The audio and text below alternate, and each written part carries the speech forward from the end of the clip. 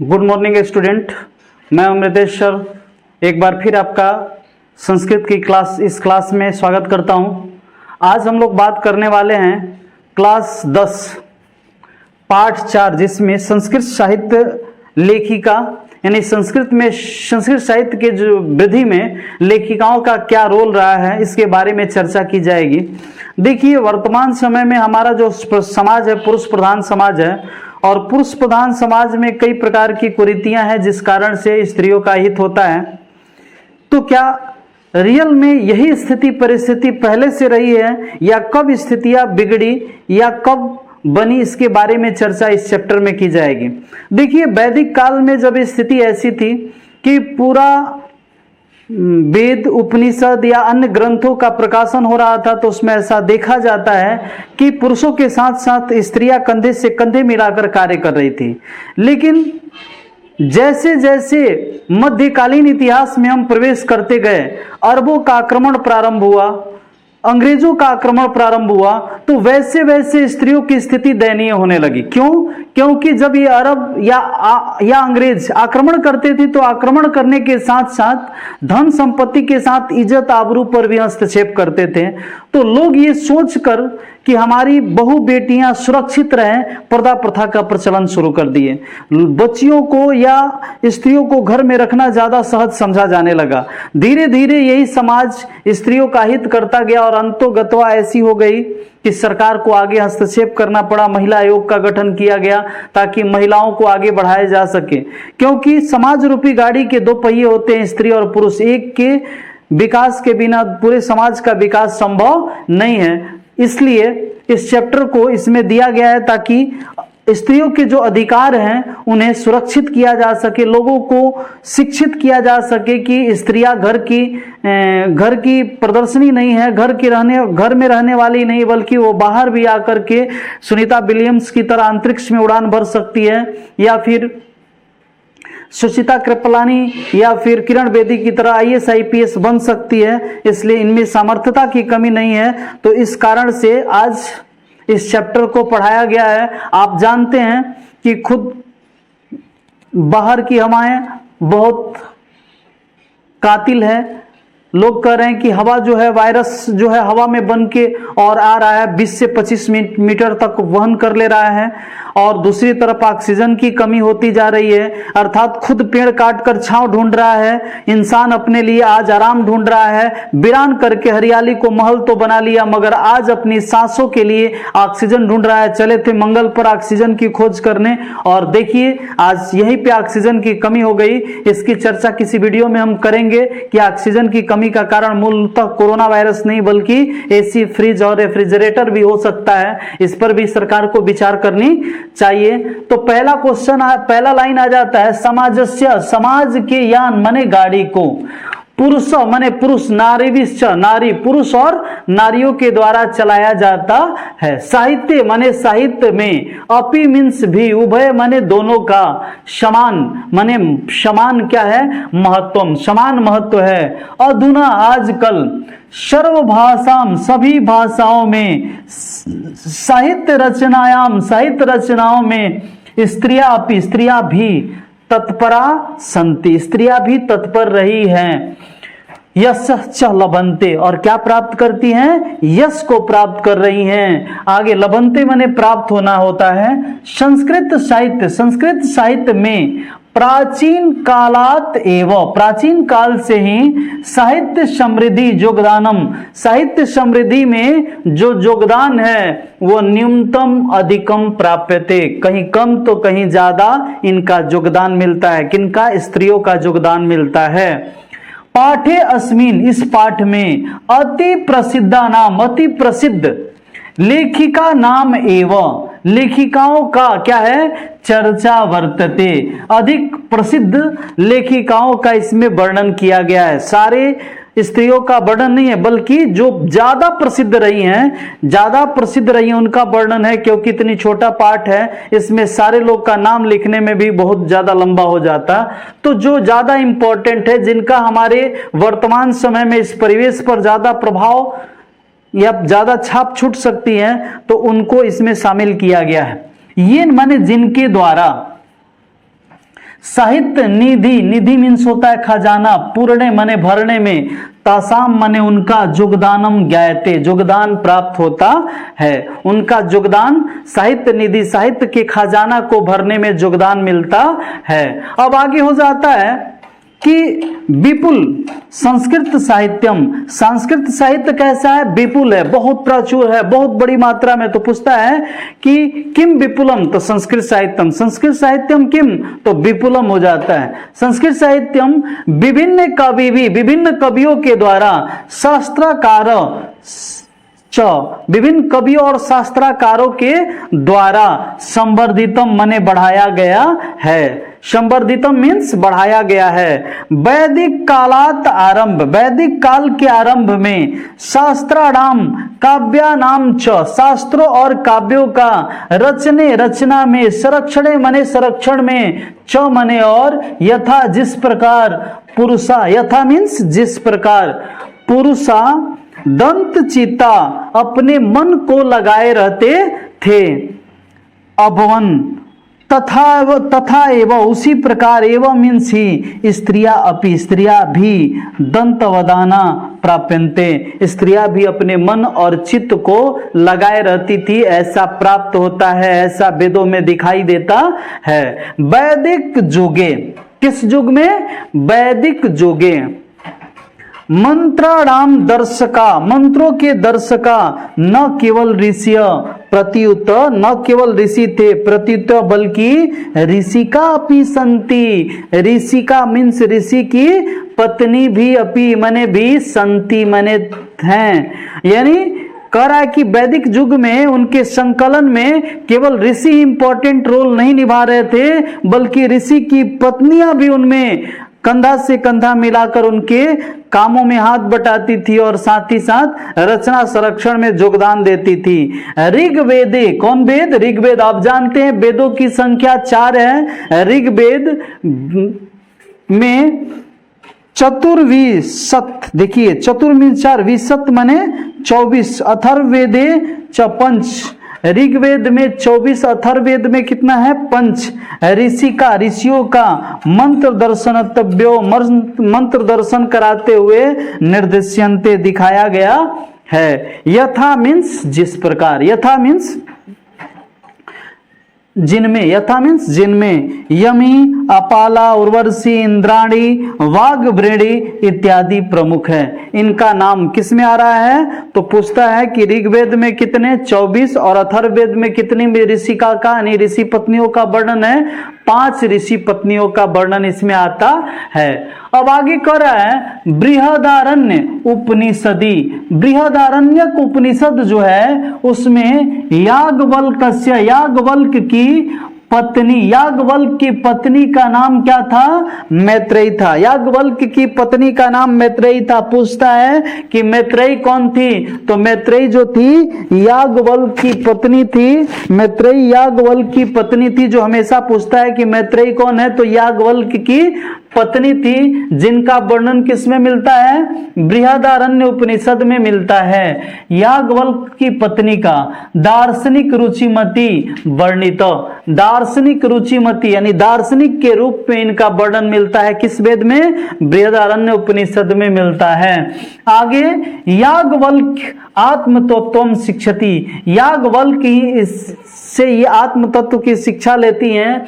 जनकस्य सभायाम, जनक के सभा में, किसके सभा में, जनक के सभा, राजा जनक के सभा में क्या था, शास्त्रार्थ कुशला, शास्त्रार्थ में कुशल, गार्गी वाचन कवि तिष्ठति स्म, गार्गी नामक वाचन कवि रहती थी, बैठती थी। यानी कहने का मतलब यहाँ पे भी 1 नंबर का क्वेश्चन आया कि गार्गी किसकी सभा में रहती थी, जनक के सभा में। जनक के सभा में कौन रहती थी, गार्गी कवि रहती थी, कवित्री रहती थी। महाभारते अपि, महाभारत में भी जीवन पर्यंतम वेदांत अनुशीलन पराया, वेदों का अनुशीलन करती हुई, सुलभाया वर्णनम लभ्यन्ते, वेदों का अनुशीलन करती हुई, वेदों का अनुकरण करती हुई कई ऋषि की पत्नियां मिलती है। अब आगे है इसके बाद कि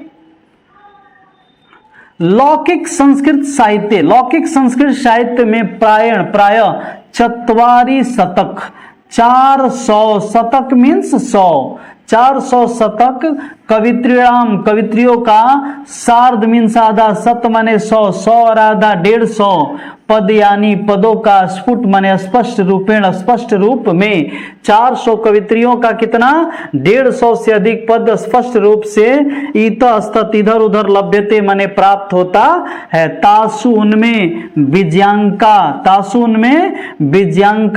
प्रथम कल्पा वर्तते, प्रथम कल्पा मानी जाती है। तो पूछता है कि प्रथम कल्पा को आसित विज्ञांका को आसित प्रथम कल्पा।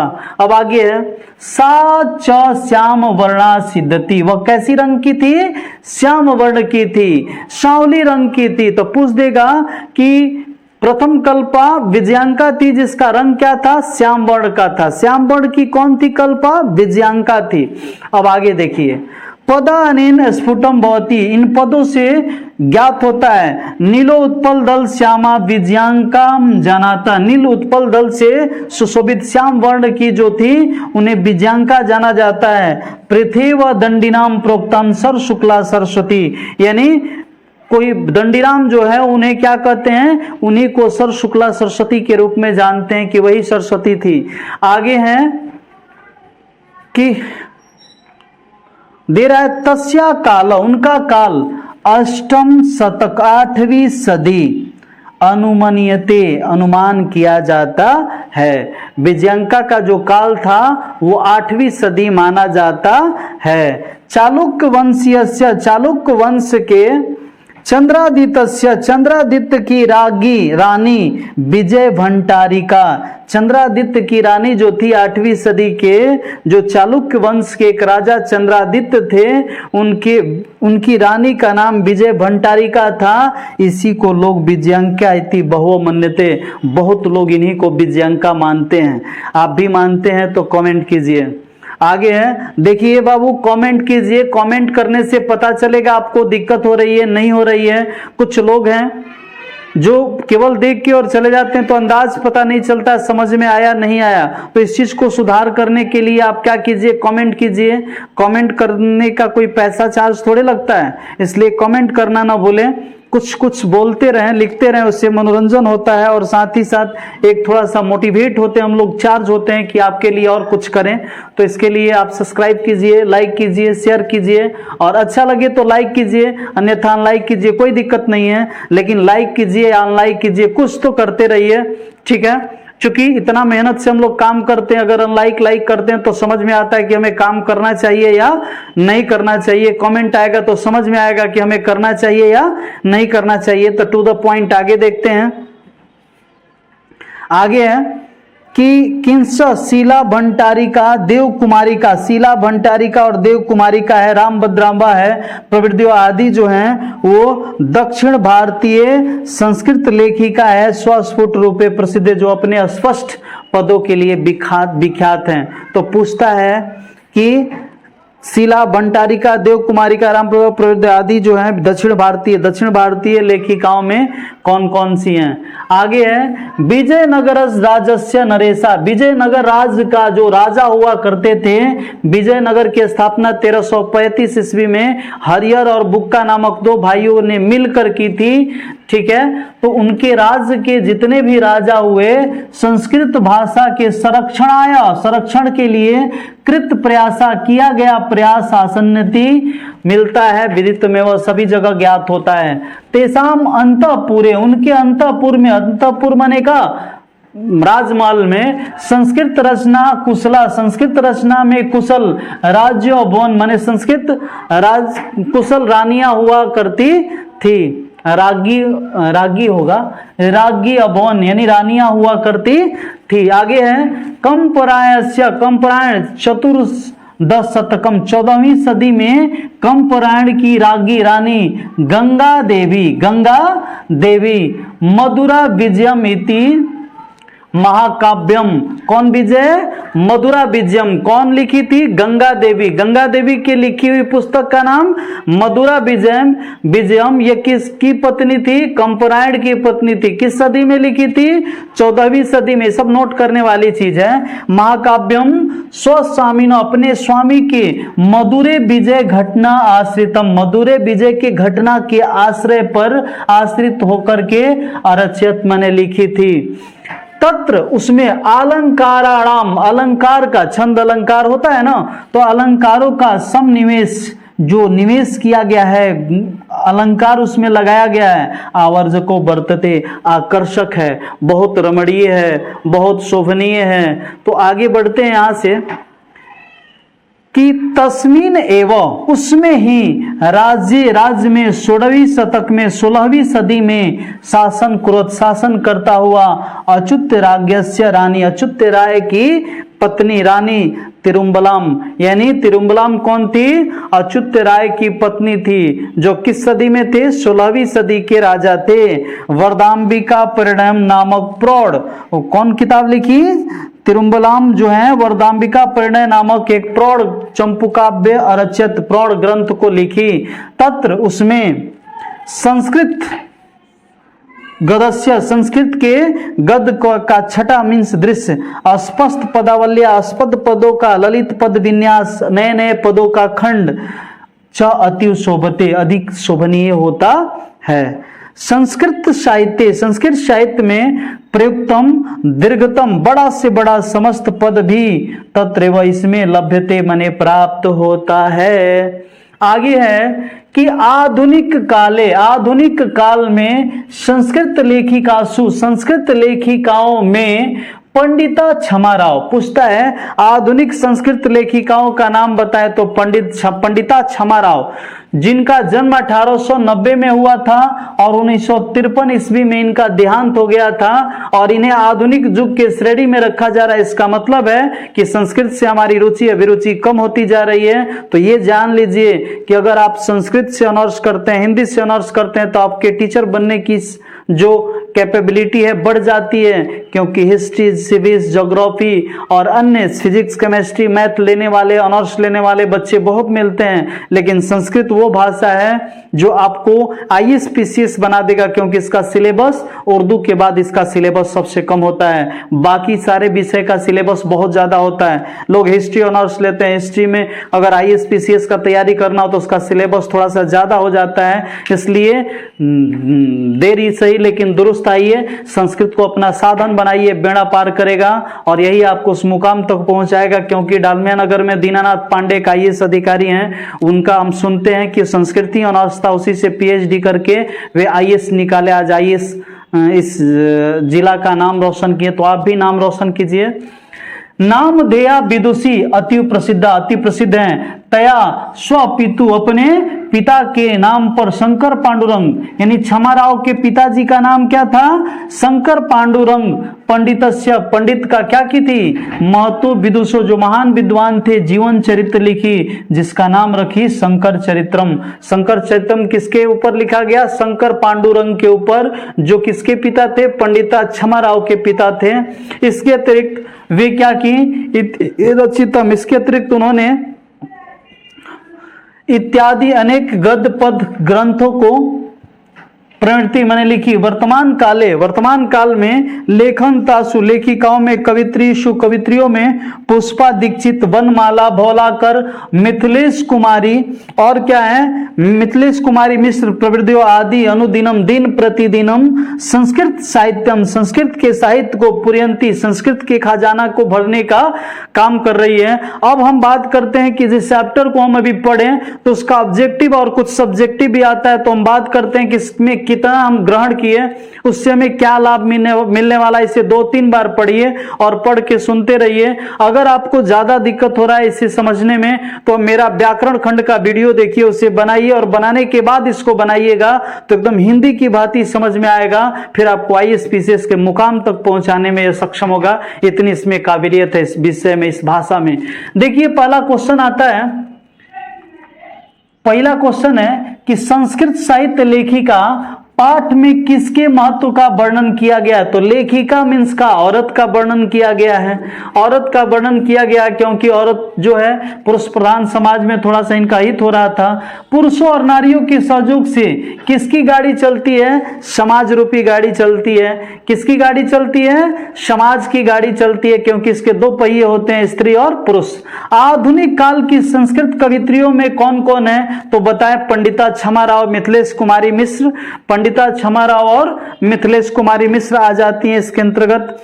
अब अगला क्वेश्चन है आपका कि वर्तमान काल की संस्कृत लेखिका कौन है? तो वही पंडित क्षमा राव कह सकते हैं, मिथिलेश कुमारी मिश्र कह सकते हैं। मिथिलेश कुमारी मिश्र आ गई।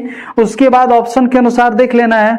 अच्युत राय की रानी कौन थी? तो अच्युत राय की रानी का नाम तिरुमला था। अच्युत राय की रानी का नाम तिरुमला था, जिन्होंने किताब लिखा था शंकर चरित्र की रचना। शंकर चरित्र, देखिए शंकर पांडुरंग जो थे क्षमा राव के पिताजी थे और उनके चरित्र को वही लिखी थी, तो उनकी बेटी पंडित क्षमा राव ही लिखी थी।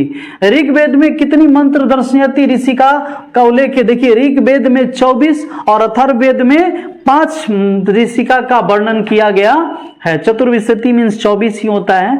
अब आगे है कि अथर्ववेद में कितनी महिलाओं का वर्णन है? अभी बताएं कि अथर्ववेद में कितने?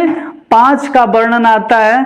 आगे है मधुरा विजय महाकाव्य की रचना किसने की थी? बताएं कि गंगा देवी ने, जो अच्युत राय की पत्नी थी, उन्होंने मधुरा विजय अपने पति के मधुरे विजय की घटना पर आश्रित होकर लिखी थी, जिसमें अलंकारों का बड़ा ही मार्मिक चित्रण किया गया था। अगला हो जाता है वरदाम्बिका परिणम महाकाव्य की रचना किसने की? देखिए वरदाम्बिका परिणम महाकाव्य की रचना तिरुमला के द्वारा किया गया था, जो तिरुमला के द्वारा किया गया था। आगे फिर है क्षमा राव किस काल के लेखक है? देखिए क्षमा राव जो है वो आधुनिक काल की लेखिका मानी जाती हैं। आधुनिक काल की लेखिका मानी जाती है, जिनके पिता का नाम पंडित शंकर पांडुरंग था। कंपराय की रानी का नाम क्या था? देखिए कंपराय की रानी का नाम हम बताएं गंगा देवी था, जिन्होंने मधुरा विजय नामक पुस्तक की रचना की थी।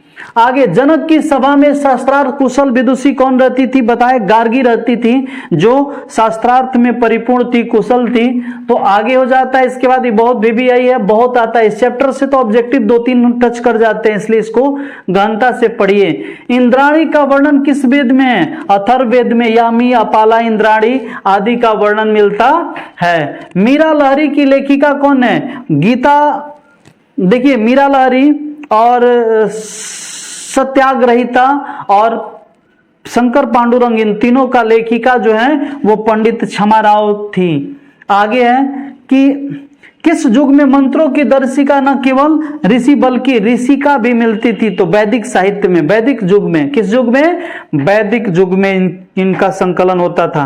याज्ञवल्क्य की पत्नी का नाम कौन था? याज्ञवल्क्य की पत्नी का नाम मैत्रेयी था। ये बहुत ज्यादा टच करता है कि याज्ञवल्क्य की पत्नी का नाम क्या था? तो मैत्रेयी था। याज्ञवल्क्य की पत्नी का नाम मैत्रेयी था। अब आगे है याज्ञवल्क्य ने अपनी पत्नी को क्या शिक्षा दी थी? तो याज्ञवल्क्य अपने पत्नी को आत्म तत्व की शिक्षा दी थी। आगे हो जाता है याज्ञवल्क्य ने आत्म तत्व की शिक्षा किसको दी थी? तो अपनी पत्नी को दी थी, जिसका नाम मैत्रेयी था। अपनी पत्नी को दी थी, जिसका नाम क्या था? मैत्रेयी था। शर शुक्ला सरस्वती किसे कहा जाता है? तो शर शुक्ला सरस्वती जो है वो किसे कहा जाता है? आप जानते हैं कि शर शुक्ला सरस्वती किसको कहा जाता है? तो इसमें दंडी को सर शुक्ला सरस्वती के नाम से जाना जाता है। दंडी ने कहा था सर शुक्ला, किसने कहा था? सर शुक्ला सरस्वती दंडी ने कहा था। किसको कहा था? तो कहा था, किसको कहा था? तो जो श्याम वर्ण की थी, जिसे कमेंट में आप कीजिए। हम अभी तुरंत बताएं कि श्याम वर्ण की थी, कौन थी? तो आप कमेंट में इसको लिखिए कि कौन थी, ताकि पता चले हमें भी कि आप पढ़ रहे हैं कि नहीं। जिन्हें सर शुक्ला सरस्वती कहा गया था वो श्याम वर्ण की थी, 14वीं सदी में थी। तो आप कमेंट में जरूर लिखें, कमेंट करें। आगे है गंगा देवी का समय क्या था? 14वीं सदी। अब आगे है शास्त्र लेखन और रचना संरक्षण में वैदिक कालीन महिलाओं के योगदान का चर्चा करें। ये क्वेश्चन आपका लघु तरीय क्वेश्चन हो जाता है, जिसे आप इससे नोट करके लिख लीजिएगा। इसमें है वैदिक काल में शास्त्र लेखन और रचना संरक्षण में पुरुषों की तरह महिलाओं ने भी कंधे से कंधे मिलाकर काम किया। इनका भी योगदान निम्नतम अधिकम कहीं कहीं दिखता है। आप जानते हैं कि ऋग्वेद में 24 महिलाओं का मंत्र संकलन करते हुए दिखाया गया है, जबकि अथर्ववेद में 5 संकलन किया गया है। वैदिक युग में 400 से अधिक कवित्रियां मिलती हैं, जिसका 150 से अधिक स्पष्ट रूप से पद मिलते हैं, जिनमें ललित विन्यास और क्या अलंकारों का खंडन काफी अच्छा दिखाई देता है। विजयनगर साम्राज्य, जिसका स्थापना हरिहर और बुक्का के द्वारा 1335 ईस्वी में की गई थी, उस राज्य के अंतःपुर अर्थात राजमहल में भी कई ऐसी रानियां हुई जो विद्वान रही, जो कई वेद शास्त्रों के अध्ययन अध्यापन और संकलन में अपना अहम योगदान निभाई। आज भी वर्तमान समय में इन महिलाओं के योगदान वैदिक काल में यानी संस्कृत साहित्य के संरक्षण में अद्भुत और अविस्मरणीय है। दूसरा है विजयनगर राज्य में संस्कृत भाषा की क्या स्थिति थी। देखिए, विजयनगर साम्राज्य की स्थापना 14वीं सदी यानी 1335 ईस्वी में हरिहर और बुक्का के द्वारा किया गया। इस नगर में संस्कृत शिक्षा के प्रसार के लिए काफी संरक्षण था। यही कारण है कि यहाँ कई प्रकार की कवित्रियां अपना शरण स्थली बना ली थी। साथ ही साथ यहाँ के राजा ज्यादातर कवित्रियों के साथ ही शादी करते थे। इस कारण से इसके राजमहल में भी अंतःपुर में भी कवित्रियां यानी रानियां कवित्री के रूप में कार्य करती हुई दिखाई देती थी। अब आगे हो गया इसके बाद संस्कृत साहित्य में आधुनिक समय की लेखिकाओं का योगदान। देखिए, संस्कृत साहित्य के खजाना को भरने में पुरुष के साथ साथ स्त्रियां भी कंधे से कंधे मिलाई है। वैदिक युग से